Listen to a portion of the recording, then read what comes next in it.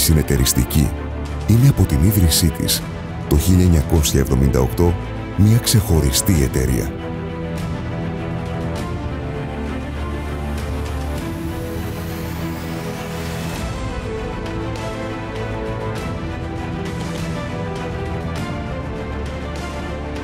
Σταθμό στην εξέλιξή της αποτέλεσε η ένταξη στη μετοχική της σύνθεση των ευρωπαϊκών ασφαλιστικών κολοσσών Unipol, Massif και PNV. Συνεχίζοντας με αυτοπεποίθηση και δυναμισμό το έργο της, προσφέρει στους πελάτες της προϊόντα και υπηρεσίες υψηλού επίπεδου. Η συνεταιριστική καινοτομεί και εξελίσσεται πάντα, όμως με σεβασμό στην ιστορία και τις αξίες της.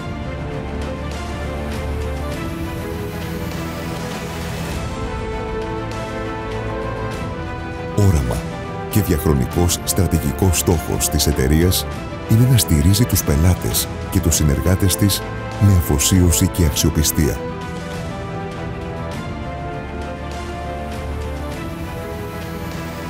Να διατηρεί αναλύωτο το ανθρώπινο πρόσωπό της, που χαρακτηρίζει κάθε σχέση της στο εξωτερικό και στο εσωτερικό της περιβάλλον μέσα από ένα μοντέλο λειτουργίας που έχει πάντα στο επίκεντρο τον άνθρωπο.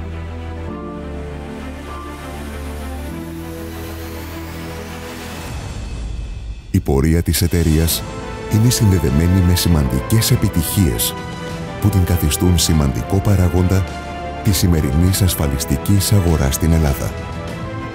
Στη συνεταιριστική, πάνω απ' όλα, επενδύουμε στο αύριο. Κοίταμε το μέλλον με μεγαλύτερο ενθουσιασμό και νέες ιδέες. Διεκδικούμε με δυναμισμό την προοπτική που οραματιζόμαστε.